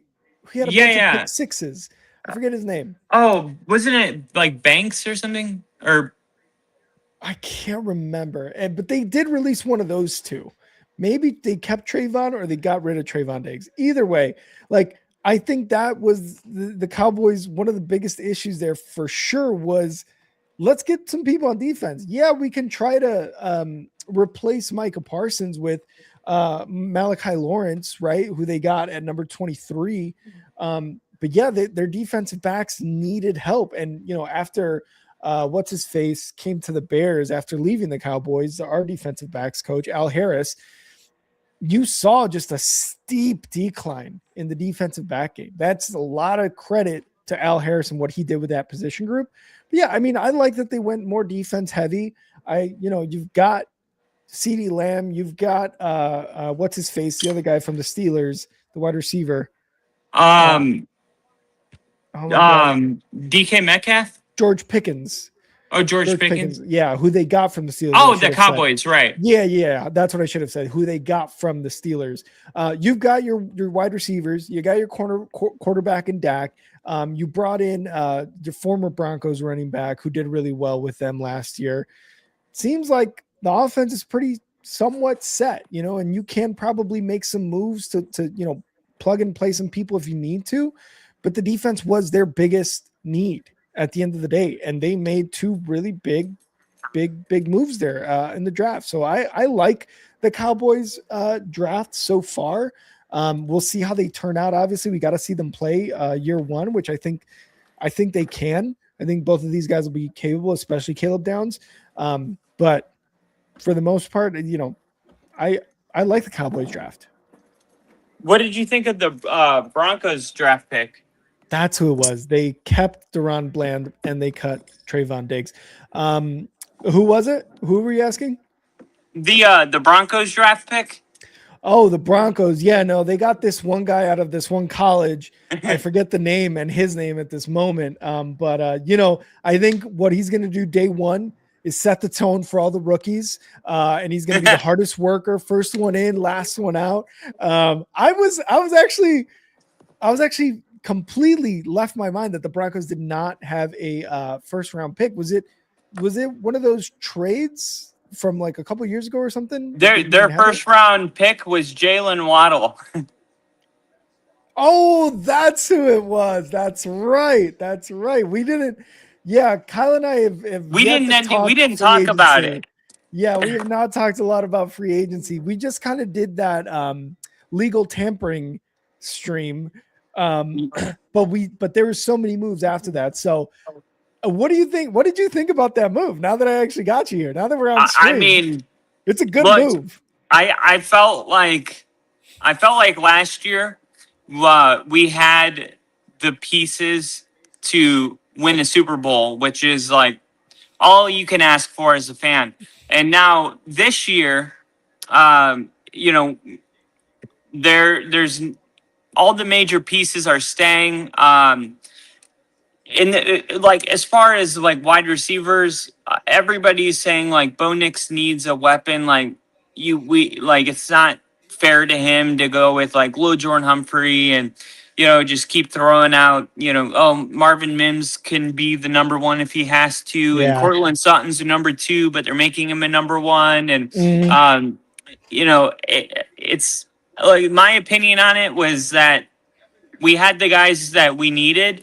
And I still think that was true if he would have stayed healthy. But adding Jalen Waddle kind of presents this new scenario where I think Denver should be the most feared team in the AFC. Regardless of what happens in the draft, that they should be the team. And Stephen A. Smith actually came out and said it, like, Denver is the team to beat in the AFC this year. And I got to say, as a fan, I don't like it. I much rather like it when it's like, I don't know what I like, to be honest, because I thought I liked it when the expectations were low, but then I was just frustrated that nobody could see the value in my team. But now that they see it, oh, I see what you're saying. and now that they see it, I don't like that either. So I guess I'm just gonna bitch no matter what. Dude, I look, I totally understand because I loved when that first year of Caleb Williams, where it was like, yes, the Bears still suck. Yes, we still have Eberflus. And then the first year of Ben Johnson was like, oh my God, we made it to the divisional round. But now it's like, the NFC North is looking at the Bears and being like, we've got to fucking kill you guys. Like, we have got to kill you guys. And other NFC teams are also looking at the Bears because they beat the Eagles on Black Friday and they were the defending champions at that point in time. And now other NFC teams are probably looking at the Bears with Ben Johnson. And that's not to say that they're only looking at the Bears and Ben Johnson, but the Bears are definitely one of those teams where it's like, hey, you had a good year last year in 25. What next? And now it's like, shit, now the pressure's really, really on.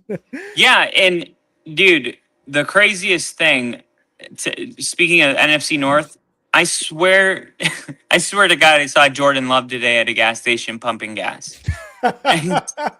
Like, and the weirdest part about it was he was wearing like one of those authentic NFL jerseys, and it was a Packers Aaron Rodgers jersey. And I'm like, is that Jordan Love? And Mary was like, do you want me to turn back around? Because we were like driving past and it was like, it's a pump, so you can go back. And I was like, turn it back around. And she's like, are you being racist right now? like, oh, you know, they you know, oh, he's a black guy with braids, so he's Jordan Love. And I'm like, okay, no, and let me show you a picture of Jordan Love so you have context. And she's like, okay, that is so weird. She's like, okay, we're turning around. I'm like, dude, if that's not Jordan Love, like he has a doppelganger out there, and this guy is a Packers fan, so it's only a matter of time before he gets noticed. Or that was really Aaron Rodgers. I'm telling you, I mean, Jordan Love. It looked. I was like, what? It was exactly him. I was like, holy crap. I told Mary, I was like, I need to go home and get some sleep. I'm seeing football players. Like, that's how you know. You're like, I need to watch some goddamn. I need some football. You got some football for me, dude. It was so crazy. But the only reason I was like, it can't be him was because of the car. You know, that he was pumping gas into. It was a 97 Civic beat up. Yeah, it was something like that. And I'm like, dude, but it made no sense. But then I thought, well, what if he's trying to fly under the radar? You know? Like, I highly doubt he would be driving a beater though. Dude, I should have taken a picture, but I have this thing where I don't take pictures of people that, you know, in public. Why not? You're in public. You're fine. I know. It's just like I feel uncomfortable. I just think that like uncomfortable moment where they look at you and you're like, gotcha. Oh, yeah. It's this a video. Is the gas station. It's a video. Yeah. This is the gas station. I come here all the time and pump gas. But anyway, yeah, the Bears, man, they're on the up and up for sure. And this is one of those years where I feel like the Bears are in that same situation where it's not great, where it's like, okay, you have to be better or it's a disappointment. And if you do the same, it's a disappointment. But that means that you have to go to the NFC Championship. And it's like, that's like, I don't know, that's tough for a team that won the way they won last year, because let's say half of those games that were crazy go the other way, they could potentially be a fringe playoff team. So they have to win all of those games with a harder schedule. Yeah. So look, it's a tough spot for them to be. I'm not saying they can't rise to that occasion, but it seems like kind of where Denver finds themselves, where it's like the chance of disappointment is much greater than the chance of being like, wow, they really exceeded my expectations this year. Yes. And that's just like not the best place to be as a fan. Like last year, you and me were where you want to be as a fan. It was because it was fun. It was unexpected almost. Like you expected, I feel like we expected like to win games. I feel like you and I going into last season were like 10 games, 11, maybe 12. And at least for me, I was thinking wild card spot would be sweet. And then the unexpected happens and we win the division. And then I don't think it was necessarily unexpected, but with the Chiefs there, it always seems to be harder to obtain. The Broncos win the division. And not only do they win the division, they go all the way to the AFC Championship game. But you and I were both like, this is like fun. Like, this is a fun season. Like, there is almost zero expectation except for maybe the team looking better overall. But we both, I feel like we both teams exceeded expectations, at least, just personally. It was just I don't know. Like, I had Denver winning 12 games. Mhm. And because we won 10 the year before, and I Mhm. felt like we were going to be 2 games better. And the last 2 years, I had Denver winning exactly 10 games, and they won exactly 10 games. And then this last year, I had them winning 12, and they won 14? 13 or 14. Yeah. They lost 2 of their first 3. Yeah. That was a rough And start. yeah, and I was at that Colts game where the leverage penalty happened, and then the Broncos were up like 17 against the Chargers week 2. This could have been like a 15 in 1 year, honestly. Like, Mhm. man, I painted this room yesterday. It looks really good. Sorry. Kyle's just observing his work, like, yeah, that was me. Fuck yeah. When it dries, it's like a whole new thing.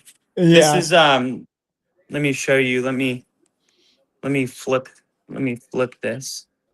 Where's my camera? I'm like an old man, dude. Yeah, How I does know. this thing work?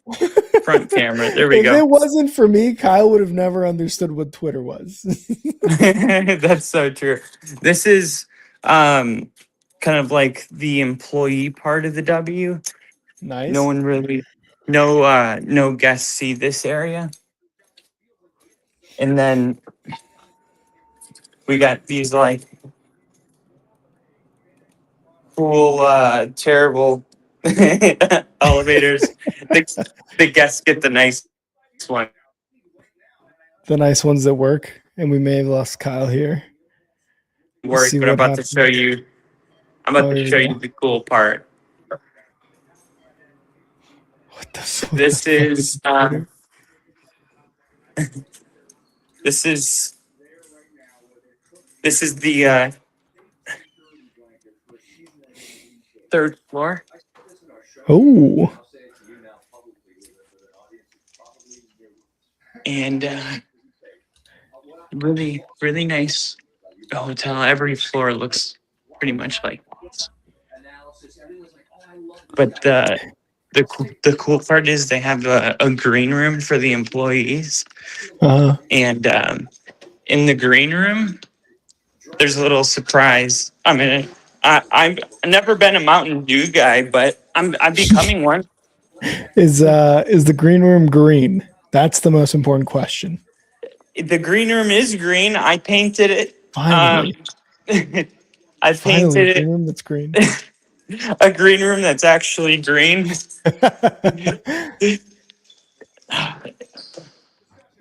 Hey, ¿todo bien? Ben, good night. Thanks for stopping by on the stream. Please make sure to hit that like button and subscribe. And Dude, we got a new guy. Ben's our new guy. I know he's a dog in the comments, man, in the chat. I love it. Ben, we can't wait to see you back here, man. We're gonna be doing some more streams. Hell yeah. And Ben subscribed and liked it. Love it. Love it. Hell yeah. Ooh. This is Ooh, that's a downtown nice Nashville. view.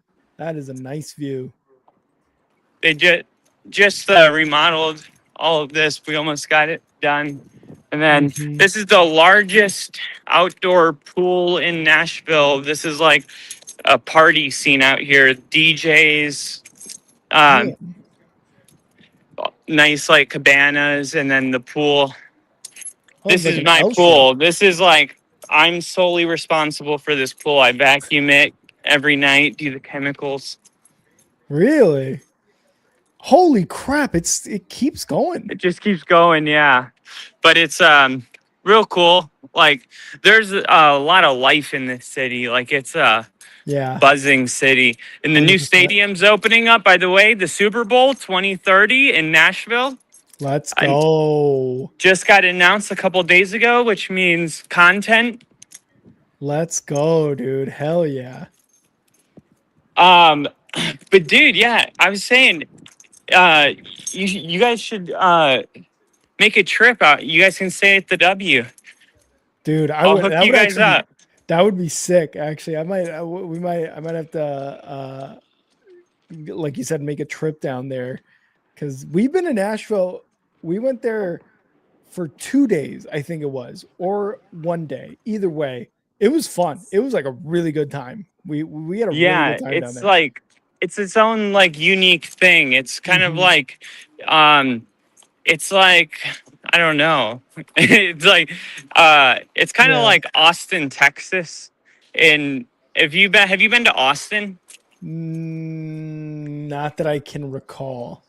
Well, like Austin is so much different than the rest of Texas. Yeah. Like Oh yeah. um That's and what I've like heard. yeah, in Nashville is kind of like that with Tennessee. Like there's Broadway is one block from here, like just right there, and it looks Wow. like Las Vegas. Like, Really? yeah, and like there's a bunch of like rap songs about Broadway. It's like one of the spots, it's Yeah. like you can go to Broadway and like lose your wallet, get beat up, like Get discovered and become a millionaire overnight. yeah, like anything can happen over there, which is Yeah. cool because I told Mary like because I we almost moved to buy a house. We almost had to move to like somewhere I didn't actually want to be living, Yeah. and I was like, man, I just want to live somewhere where I'm like I give myself an opportunity to bump into somebody that can change my life. Dude, maybe you might see Mike Vrabel and Diana Rossini there. That actually NFL teams have already. That's funny. Actually, NFL teams have been staying here all month. I Really? can't disclose which teams, but Yeah. the have been staying here to schedule their stay for the Oh, for the 2026 NFL 2030. season. Gotcha. Yeah, Okay. like they're That's playing the sick, dude. Titans next year, so they're gonna stay here, which apparently like every single week that the Titans have a home game, the Mhm. opposing teams usually stay here. Oh wow. Well, I mean, it's the Yeah, W it's too, so back, you baby. Mountain Dew. the green room is green with Mountain Dew. Yeah, and there's all Yeah. kinds of snacks. What do we got? Oh shit. This is from the bakery. Oh shit, you One guys of the get those chefs here, good his name's goods. Peter. Yeah. Yeah, and this is like because sometimes they make too many. But the chef here, his name's Peter. I'm gonna test positive for heroin and blame it on this. It's a poppy seed. It's a poppy seed. Yeah. um, I love that. the the guy that is the chef here, his name is Peter, and he grew up in Brazil. And interesting, he has a whole story, but he came here and he made me a burger that was so good that it like changed my life. So I told him, I was like, dude, I'm gonna drive you to the best burger in the world competition, which weirdly enough is in Indianapolis. Of course. And so it's in like October. So we're gonna have to link up with Jinja because I'm gonna make this guy enroll his burger in. You're like, I'm putting your burger I'm in like, dude, wouldn't it be competition, crazy if brother. he won? He's like, it would be actually. It would change my life. That's sick, though, dude. But yeah, dude. So the good news I was saving for you was that dude, there's not a cup. I've never had this happen. There's no cup. Dude, just The straight to good the news I mouth. was saved. I know, right? I feel like it's Mountain Dew. Like you could do that. Hey, there's no cups in there. Huh? There's no cups in there. You can take my section. Oh, really? Yeah, next to the coffee pot. Thank you. I'll tell you the good news in 1 second. Hell yeah. Hey, what's up? Gotta take a raw dog from the faucet straight, man, due to the brain, son. I love that, Ginge. This is this. That doesn't seem right. Dude, have Mountain Dew in a freaking wine glass? That's gangsters. Full sense. Yeah. Yeah, when I started here, this wall was all jacked up. This wall had like food and so like I came in here one night and painted all this, Oof. and then put fresh green on the wall here. And I've been doing that because I guess the last guy on night shift, he would just watch like Netflix all night and not do anything. and that was yeah, unless like he got called for a work order or something. Oh, yeah. Like if someone's TV doesn't work. Okay, so the secret is to dump out the first glass because the it's like lukewarm because it's been in the hose. You want to get that fresh. Okay. So as you're drinking your do the dew, what is the good news of the day? So they have this thing here, and they call it Talent of the Year, and it's like basically like the employee of the year, and they nominated me for it. Let's go, dude. Let's go. I know, and it's like a huge thing, and I was like thinking like, how can I be up for that award if I've only been here for 4 months?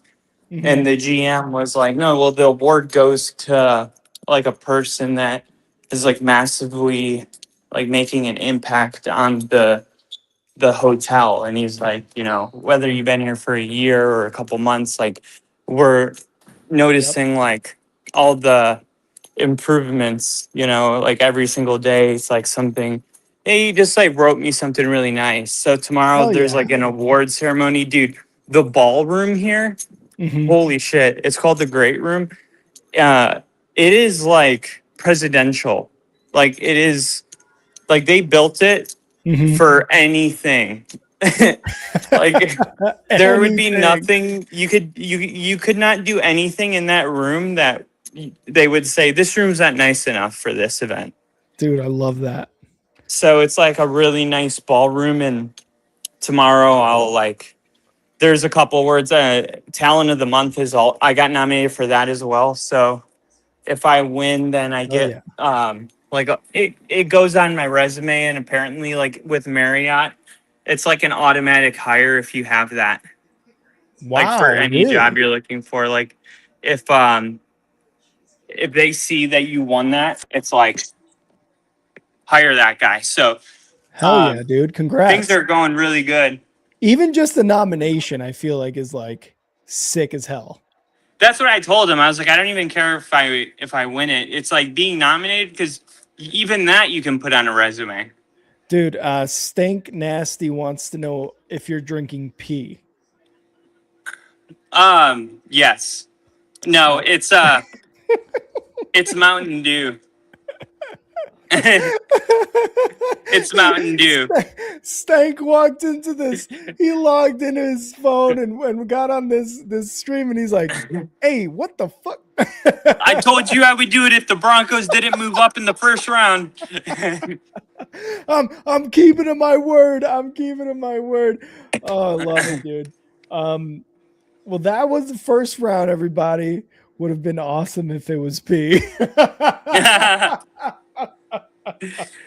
You know wait, Rick. I was gonna say, Stank, if you subscribe and you come to these all of our streams, we'll definitely think about it.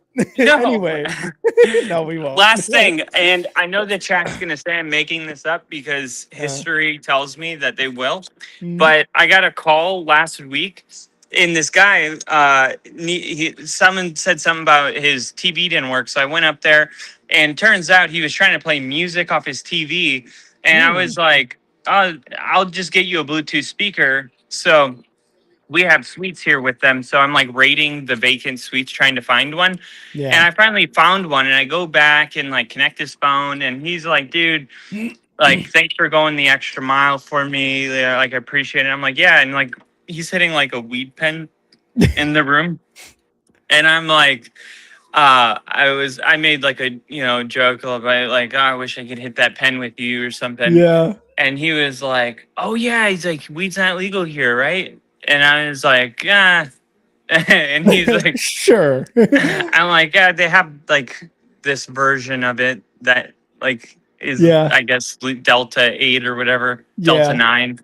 But I was like, no, not like, good weed like Washington and Colorado has, And he's like, oh, I'm from Colorado. So I'm like, oh, dude, I was like, I'm trying to move out there. I was like, I'm a huge Broncos fan. And his like eyes lit up, and he's like, are you serious? He's like, dude, he's like, I'm such a big fan. He's like, since I was a little kid, I've been a fan. He started showing me pictures, right?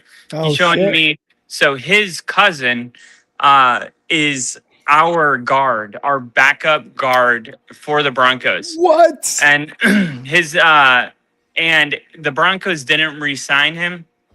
So we'll see what happens through free agency. Like, we got him from the Chargers actually.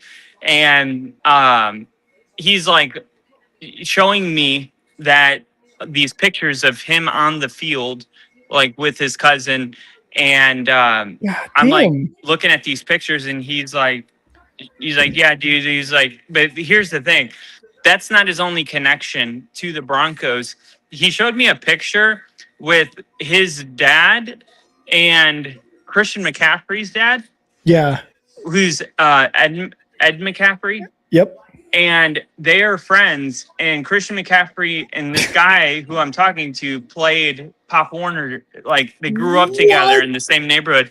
And it wasn't until they won John Elway late in his career, won the Super Bowl, that Ed McCaffrey got a big payday. And then they moved into, out of the neighborhood into a better neighborhood. But they grew up together. And I'm like literally foaming at the mouth looking at these pictures. Wow. And he's like, I'm like, dude, I was like, I don't think you might have met like fans before, but like, I'm like, this is the most important thing in my life. Like, it's like, honestly, I don't even know like what I would do if like somehow I lost this. Like, it's that important to me. Yeah. And I told him about like the magical book I opened, and he was just like, he's super stoned, so he can appreciate this magical story. Yeah. And he's like, dude, he's like, I get these bracelets, and it lets you in the locker room, it lets you on the field. And he's like, and it sucks because like I give 2 of them to my like buddies, but they're not even really big Bronco fans. And like one of them I gave to a buddy, and he didn't even show up for the game. And he's like, I feel like I've like been waiting for someone like you to come along so you can actually like appreciate this with me. And I'm like, dude, I've been going to Bronco games by myself, or with, girlfriend, which like, I'm not saying they can't appreciate it. I'm just saying like, it's different. I'm like, I've wanted, like, cause my first game, I wanted my family to be there. Cause I knew like, they knew what it meant to me, and I wanted to like share that with somebody, and I was alone. And so it was mutual. Like, I felt the way he felt as well. Like, I was like, man, I felt like, I know exactly what you're saying. And I felt that way when I go to games and I'm like surrounded by Broncos fans, but no one knows me. So it's a weird like loneliness, but you feel like you belong at the same time. Yeah. And so he like exchanges my number. I texted him last week, and I was like, hey, just like wanted to say Really enjoyed like talking to you, and Mhm. you know, here's a picture of me and Mary like at the Broncos game last year. And he was like, yeah, dude, he's like, for sure, stay in contact with me. And I'll let you know, based on what happens with my cousin, how we get our field pass either through family or through my cousin. So like either his Fuck yeah. dad will like, you know, hook it up through McCaffrey, Mhm. and or you know his cousin will get re-signed and then we'll do it that way. But I'm like, I've met two people in 3 months here that Mhm. were like, I can get you on the field in a Broncos game. Yeah, I was gonna say the luck you have with that is crazy. Isn't that just like a little weird though? It's fate, is what it is. You know what it is though? It's like I wonder if it's not so much that like this is like, oh, it just happened to be these two people, but maybe like a guy's wearing a Giants hat and I don't say anything because I'm Yeah. not a Giants fan. Like, I wonder about all the other opportunities that I pass by because my brain isn't firing when I see it saying, Mhm. Engage, you know? Yeah. So, And I was gonna say, I was gonna really quick just mention this comment because Ginge said it. Shane Gillis says Christian McCaffrey is a straight bro too. If you meet him, you guys will hit it off. It's so Kyle and I, when we got to our squadron in the Navy, there was a guy there who was maybe like a few months ahead of us in terms of timeline and stuff, who was best friends with Zach Bryan, the country singer. And he told us a story. I honestly, I don't even know if you were there, Kyle, or not, but I forget. I just remember him telling us a story about how, he's with his best friend, Zach Bryan, and he gets invited over to Christian McCaffrey's house.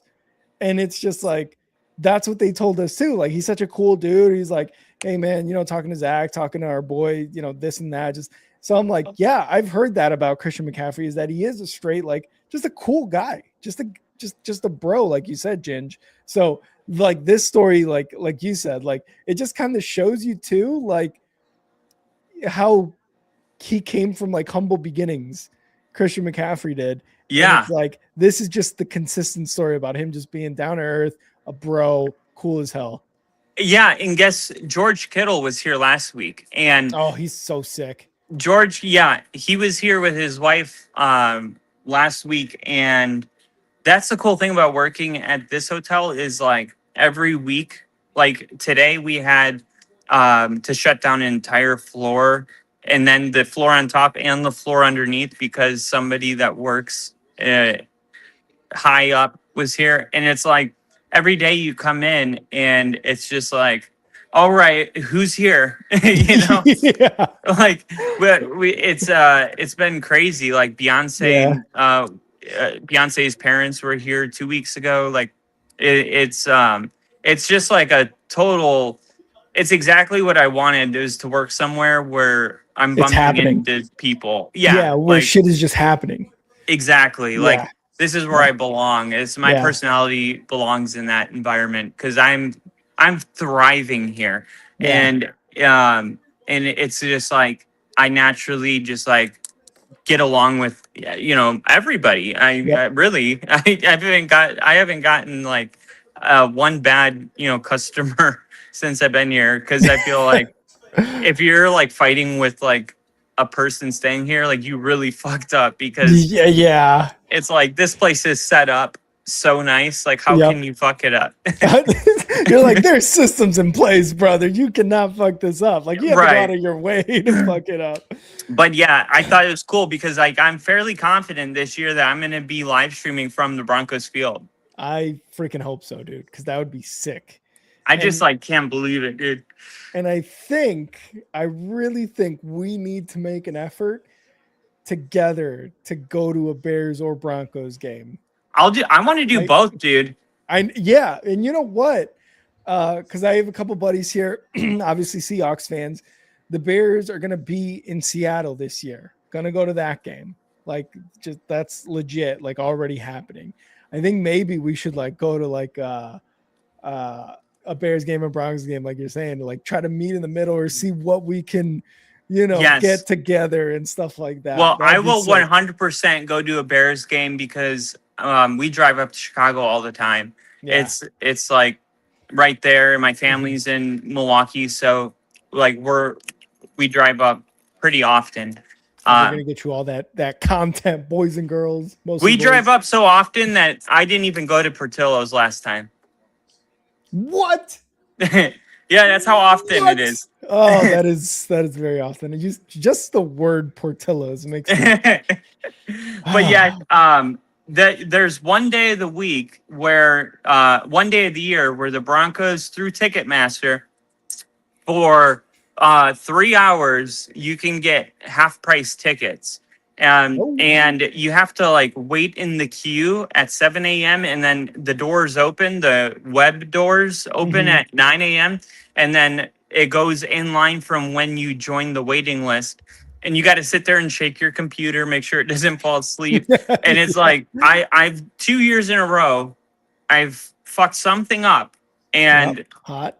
somehow got kicked out of the queue. The first year I just jumped in at 10 and I was like, you're number 10,900. And by the time it landed on me, every game was sold out. And, the only thing left was one seat. I couldn't even buy two. And I'm like, okay. And so this year I'm going to get it right. And if we coordinate, I'll pay for the ticket and we can work it out later because the tickets could be like $50, dude. Like, I mean, that'd be sick. Like so we'll talk. I'm down to drive to Chicago for sure, though. I would like to go to a Packers Bears game. I think. Oh, dude, I would bust. But yeah, I think Packers Bears in Chicago, maybe Broncos Raiders in Denver. Oh, Broncos Chargers. I don't know. What do you think? Broncos, I'm thinking Raiders? Broncos Chiefs. Broncos Chiefs. That would be a sick game to go to. Yeah, Broncos Chiefs. I got to look at the schedule again. That'd be crazy. Yeah, well, it doesn't come out yet, I think. No, right? Well, their opponents have. The opponents, yeah, but obviously those, luckily for us, we know our division opponents and we're going to get a home game with them either way, but I wonder when the schedule. Would you want to go in winter? It comes out in June. Oh, okay. And a full scheduled release. Yeah, it usually comes out, I think, like June 16th or something. Early to mid-May, likely on Wednesday, May 15th, June. Thursday, May 14th. So that's when it's supposed to come out. Okay, so the opponents have been listed though. So unless you're trying to like go to a game in December, you could decide now technically. Yeah. So for the Broncos, they're gonna play at home against the Bills, the Patriots, the Jets, the Dolphins, and the Rams and Seahawks. Oh. Ooh, Broncos Seahawks at home. Broncos Seahawks. That would be a sick game. Broncos Patriots, Bo Nick's revenge game. I was gonna say, dude, that's the game. Patriots, Drake. You know that's Sunday Night Football. Yeah, that's got Sunday Night Football written all over it. Mark it. I think so too. I think, or if not, it's gonna at least be a Monday nighter. I think it'll be one of those two. The Jaguars as well. Ooh. Dude, Denver's schedule's like Jaguars, Seahawks, Rams, Patriots, Bills, Chargers, Chiefs, Chargers, we're Chiefs. Gonna get together. We got to, dude. Dude, it's gonna be a hard year for us. Yeah, I know. I know. We're gonna be so hard. Yeah. It's gonna be a hard year. We're gonna be so hard next to each other for sure. No Viagra, that's what you just said. brick just all year. Just vibes. Hard off vibes. But yeah, I'm now that the season's starting again, we'll definitely I just had to get kind of adjusted here, you know. Oh yeah, for sure. Same. Yeah. And then they moved me from second shift to night shift, which was a whole nother adjustment, but it actually works out better for streaming. Because I can stream any day now. I just have to either do it before work, or you wake up. Yeah, after I wake up. So but yeah, we'll definitely be having more content for the new people that subscribed. Yeah, that's gonna be great. New content. And I appreciate you guys being here. Like we took a little break, but you guys are still here. So Still thank you. here. I know. Yeah, for sure. So love you guys so much for being here. Jinja, as always. Lil E was here. E Dub. We got our boy Ben in here. Stank Nasty was in here making fun of us. It was a good time. There was oh god, who else? Daniel Barry was in here. There's a lot. Richard was here too. Richard was here earlier at the beginning of the stream. So thank you guys so much for being here. As always, hit that like button, hit that subscribe, and stay tuned for our next stream. Kyle and I are going to be communicating and getting you guys and getting us on a new schedule for the streaming stuff. So that way we continue to bring you guys as many live streams, as much content as we possibly can. So that was the first round of the draft. We'll see what the next couple days bring in for all of our teams. It's going to be exciting. And, then we got the schedule. Kyle and I are obviously going to be going over that, talking about that. And then just all the off-season stuff, just building up to the 2026 season where Kyle and I are going to meet in the Super Bowl in 2027, Bears Broncos Super Bowl. It's going to be the battle of the orange and the blue. So that's going to be awesome. But Kyle, you got anything before we skedaddle up out of here? No, that's all I got. All right, sick. Well, again, thank you guys so much. Everybody in the comments, hit like, hit subscribe, and call. Always a good time, brother. Always a good time. Love you, Ginge. Long live Bill.